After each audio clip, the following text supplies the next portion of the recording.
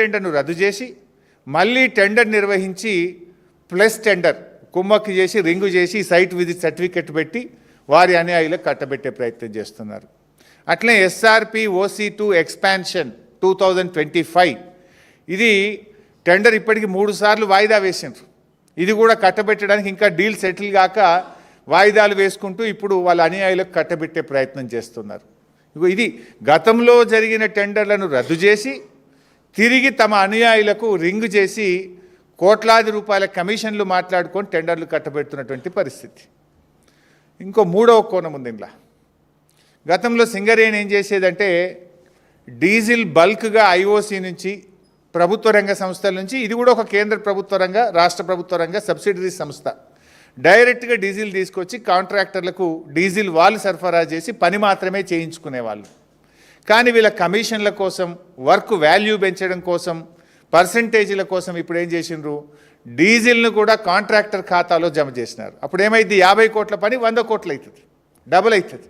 Percentage 50 కోట్ల మీద 10% మాట్లాడుకుంటే 100 కోట్లు డీజిల్ కూడా కలిపితే 100 కోట్ల మీద 10% వస్తుంది కదా.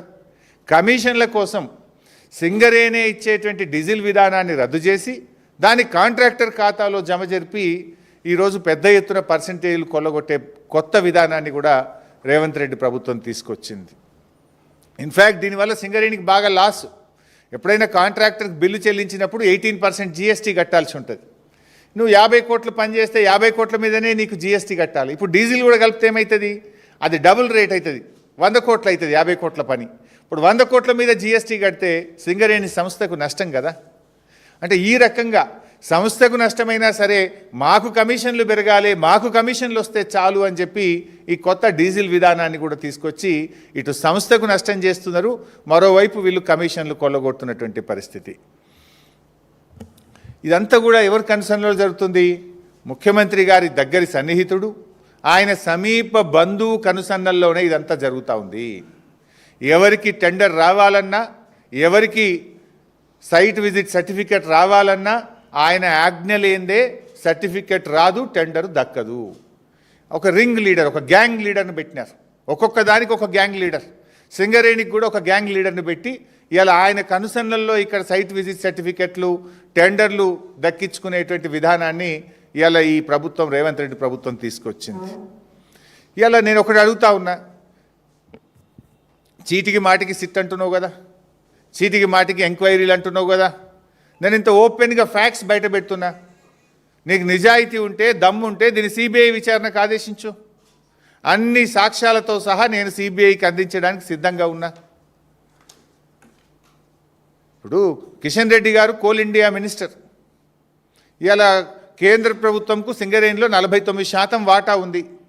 కిషన్ రెడ్డి గారు ఇవాళ రేవంత్ రెడ్డితో బీజేపీకి అక్రమ సంబంధం లేకపోతే, రేవంత్ రెడ్డి బీజేపీల మధ్య చీకటి ఒప్పందం లేకపోతే వెంటనే దీని మీద CBI విచారణకు ఆదేశించాలని నేను బీజేపీ పార్టీని, కిషన్ రెడ్డి గారిని నేను డిమాండ్ చేస్తూ ఉన్నా.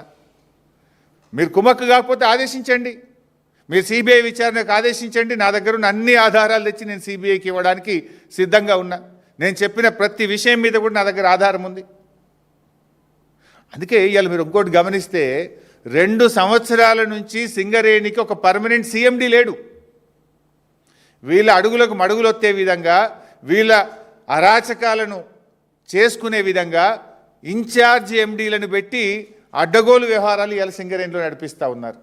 జనరల్గా సింగరేణికి ఒక సీనియర్ మోస్ట్ IAS అధికారిని, ఒక స్పెషల్ చీఫ్ సెక్రటరీ ర్యాంక్, ఒక ప్రిన్సిపల్ సెక్రటరీ ర్యాంక్లో ఉండే సీనియర్ అధికారులను సింగరేణి CMDగా పెడుతూ ఉంటారు. కానీ ఈ ప్రభుత్వం వచ్చిన 2 ఏళ్ల నుంచి సింగరేణికి రెగ్యులర్ CMDయే లేడు, ఒక రెగ్యులర్ JMD లేడు, రెగ్యులర్ డైరెక్టర్లు లేరు. ఇన్ఛార్జీలను పెట్టి ఈ అడ్డగోలు వ్యవహారాలకు తెరలేపినారు. తమ యొక్క అడ్డగోలు వ్యవహారాలు, తమ పర్సంటేజీలు, తమ చీకటి ఒప్పందాలు, కాంట్రాక్టర్లు దక్కించుకోవడానికి వీళ్ళు ఇన్ఛార్జీల పాలన కొనసాగిస్తూ ఇదంతా కూడా చేస్తూ ఉన్నారు. ఎందుకు లేరని నేను అడుగుతా ఉన్నా.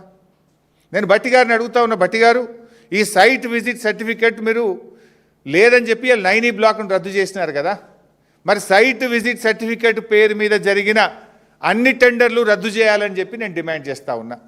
దీని మీద వెంటనే CBI విచారణ ఆదేశించాలని నేను డిమాండ్ చేస్తూ ఉన్నా. ఈ సైట్ విజిట్ సర్టిఫికేట్ విధానాన్ని సింగరేణిలో శాశ్వతంగా రద్దు చేయాలని చెప్పి నేను డిమాండ్ చేస్తూ ఉన్నా. ఈ డీజిల్ విధానం తెచ్చి కమిషన్లు కొల్లగొట్టే ఈ కొత్త విధానాన్ని రద్దు చేయాలని మేము డిమాండ్ చేస్తూ ఉన్నాం.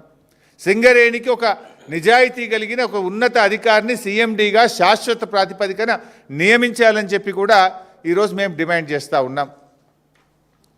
మరి అదేవిధంగా నేను గతంలో కూడా ఒకసారి చెప్పిన ఈ సింగరేణి సంగతి ఏమో ఇట్లా ఉన్నది.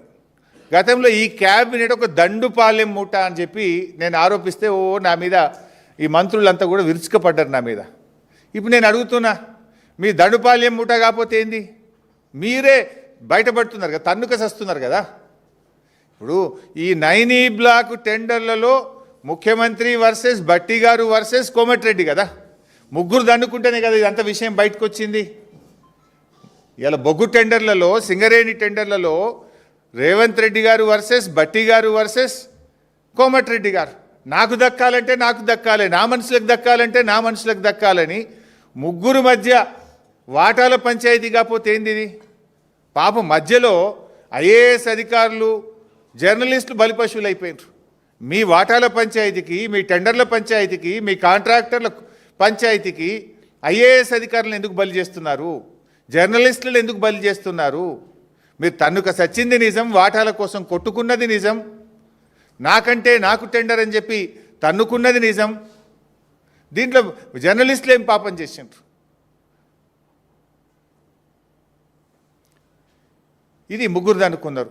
గతంలో మీరు చూశారు డెక్కన్ సిమెంట్స్ యజమానిని ముఖ్యమంత్రి గారి ఇంటికి ఎదురుగా గెస్ట్ హౌస్లో తుపాకీ పెట్టి వసూలు చేసిండ్రు అని స్వయంగా కేబినెట్ మంత్రి గారి కుమార్తె చెప్పారు. అది ఎవరు చేసిండ్రు? ముఖ్యమంత్రి గారికి అత్యంత సన్నిహితుడు రోహిన్ రెడ్డి గారు చేసిండ్రు అని చెప్పి మంత్రి గారి కుమార్తె చెప్పింది.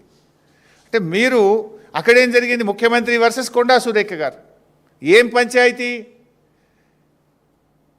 వ్యాపారవేత్తల దగ్గర తుపాకులు పెట్టి బెదిరించిన వసూలు చేసిన డబ్బుల్లో వాటా పంచాయతీ.